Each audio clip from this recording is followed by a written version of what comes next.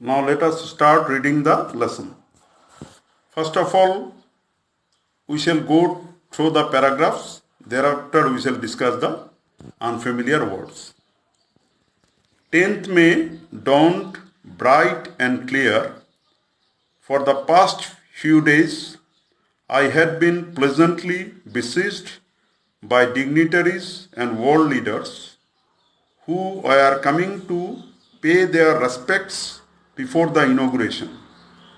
The inauguration would be the largest gathering ever of international leaders on South African soil. অৰ্থটো হৈছে দহমেৰ সূৰ্যোদয় উজ্জ্বল আৰু পৰিষ্কাৰ আছিল অৰ্থাৎ যিদিনাখন শপত গ্ৰহণ অনুষ্ঠান আছিল সেইদিনা আছিল 10th May 1994. It was a bright and clear day. যোৱা কেইবাদিনো ধৰি বিভিন্ন দেশৰ পৰা অহা নেতা আৰু সন্মানীয় প্ৰতিনিধিসকলৰ দ্বাৰা মই পৰিবেষ্টিত হৈ আছিলোঁ যিসকলে উদ্ঘাটনৰ পূৰ্বে তেওঁলোকৰ সন্মান জ্ঞাপন কৰিবলৈ আহিছিল. In this paragraph, one unfamiliar word is there, besieged. Besieged means to be surrounded closely by someone, অর্থাৎ পরিবেষ্টিত হৈ থকা. Now we proceed to the next paragraph. The ceremonies took place in the lovely sandstone amphitheater formed by the Union buildings in Pretoria. For decades, this had been the seat of white supremacy, and now it was the site of a rainbow gathering of different colors and nations for the installation of South Africa's first democratic non-racial government. The ceremonies took place, অর্থাৎ যিটো শপত গ্ৰহণ অনুষ্ঠান এই অনুষ্ঠানৰ আয়োজন হৈছিল প্ৰিটৰিয়াত থকা বালি শিলেৰে নিৰ্মিত ইউনিয়ন বিল্ডিঙৰ এমপি থিয়েটাৰত.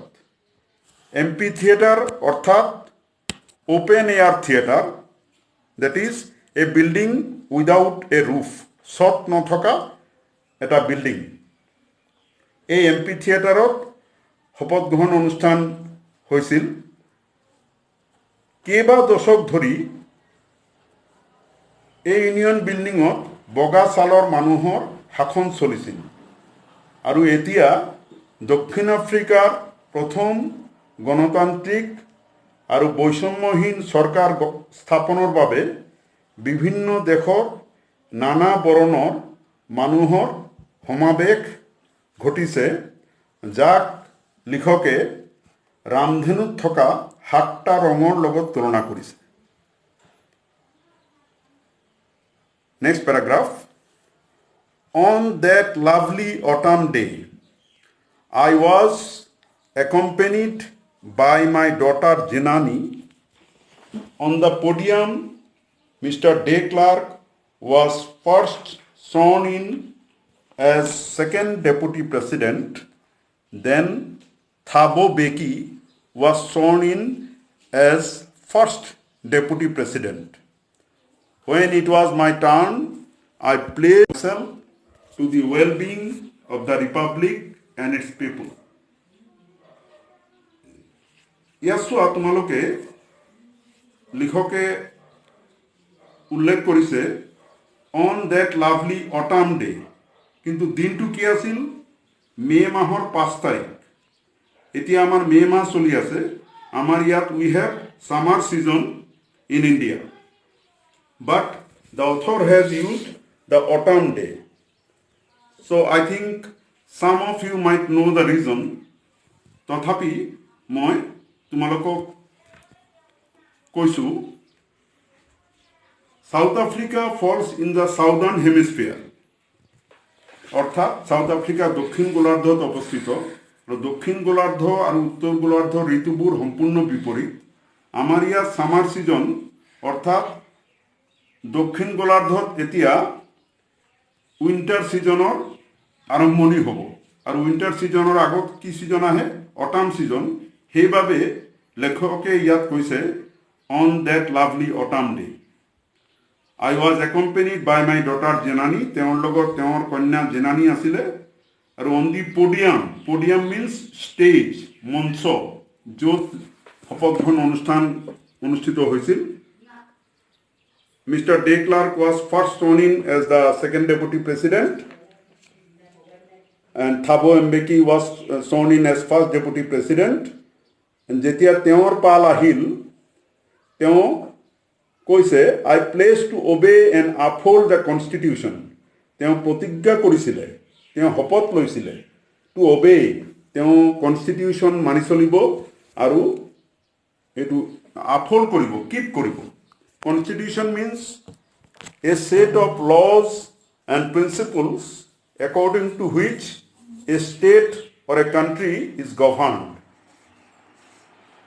আমার দেখতে এখন কনস্টিটিউশন আছে আৰু এই কনস্টিটিউশন মতে আমাৰ সরকারে বিভিন্ন কার্যাবলী সম্পন্ন করে তো তেওঁ কৈছে I pledge to obey and uphold the constitution and to devote myself to the well-being of the republic and its people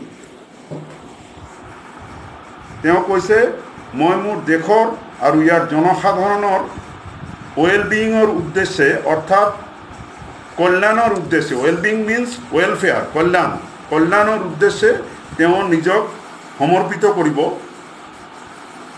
to the এসেম্বল গেষ্টছ and the ৱাচিং ৱৰ্ল্ড আই ছেইড যিসকল অতিথি তাত সমবেত হৈছিল আৰু পৃথিৱীৰ বিভিন্ন দেশৰ মানুহে যিসকলে টিভিৰ মাধ্যমেৰে এই অনুষ্ঠান চাই আছিল তেওঁলোকৰ উদ্দেশ্যি মেণ্ডেলাই কৈছিল today all of us do by our presence here confer glory and hope to the new born liberty out of the experience of an extraordinary human disaster that lasted too long must be born a society of which all humanity will be proud.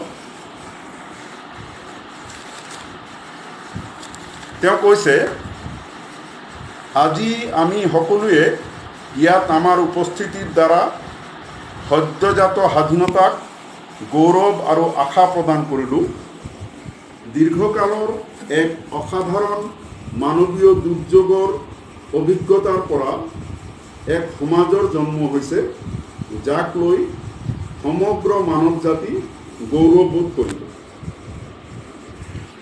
ইয়াত আনফেমিলিয়াৰ word হৈছে কনফাৰ অৰ্থাৎ gift দিয়া and human disaster মানে এপাৰ্থিড human disaster মানে মানৱীয় দুৰ্যোগ বুলিলে ইয়াত এপাৰ্থিডৰ কথা কোৱা হৈছে যিটো সময়ত বগা ছালৰ মানুহে ডাৰ্ক স্কিন পিপুলৰ ওপৰত অকথ্য শোষণ চলাইছিল হিউমেন ডিজাষ্টাৰ মানে সেই এপাৰ্থিডৰ সময়কালৰ কথা কোৱা হৈছে next paragraph we who were outlaws not so long ago have today been given the rare privilege to be the host to the nations of the world on our own soil. We thank all of our distinguished international guests for having come to take possession with the people of our country of what is, after all, a common victory for justice, for peace, for human dignity. তেওঁ কৈছে আমি যিসকল কিছুকাল আগলৈকে নিৰ্বাসিত হৈ আছিলোঁ আজি নিজৰ মাটিত বিশ্বৰ দেশসমূহৰ আয়োজক হোৱা বিৰল সুবিধা লাভ কৰিছোঁ আমি আমাৰ সন্মানীয় আন্তঃৰাষ্ট্ৰীয় অতিথিসকলক ধন্যবাদ জনাইছোঁ যিসকলে আমাৰ দেশৰ জনতাৰ লগত ন্যায় শান্তি আৰু মানৱ সন্মানৰ এক উমৈহতীয়া বিজয়ত ভাগ ল'বলৈ ইয়াত সমবেত হৈছে। ইয়াত আনফেমিলিয়াৰ ৱৰ্ডছ হ'ল outlaws. Outlaws refers to those countries which had broken off diplomatic relations with South Africa due to the policy of apartheid. Our dignity means respect. Tar pisot ase, we have at last achieved our political emancipation. We pledge ourselves to liberate all our people from the continuing bondage of poverty, deprivation, suffering, gender, and other discrimination. আমি অৱশেষত আমাৰ ৰাজনৈতিক স্বাধীনতা লাভ কৰিছোঁ। আমি আমাৰ জনসাধাৰণক এতিয়ালৈকে চলি থকা দাৰিদ্ৰতাৰ দাসত্ব, বঞ্চনা, যন্ত্ৰণা, লিংগ আৰু অন্য বিষয়ৰ ভেদাভেদৰ পৰা মুক্ত কৰিবলৈ শপত লৈছোঁ। ইয়াত আনফেমিলিয়াৰ ৱৰ্ডছ হ'ল ইমানচিপেশ্যন। ইমানচিপেশ্যন মানে freedom from restriction.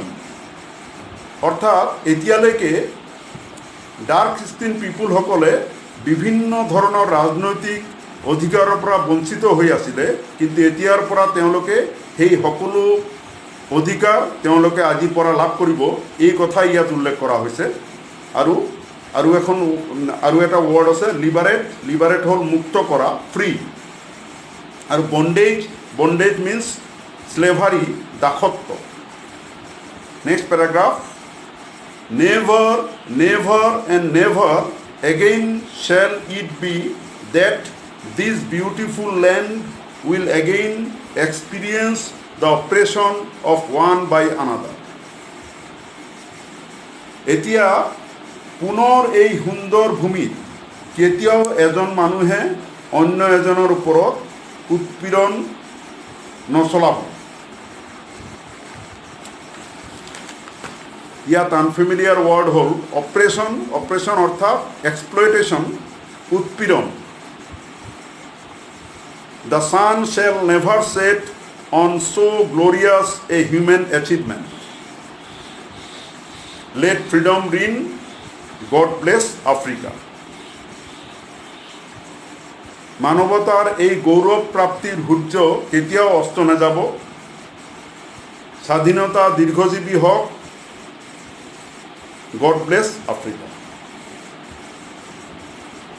So my dear students, here we have come to the end of the first part of your lesson,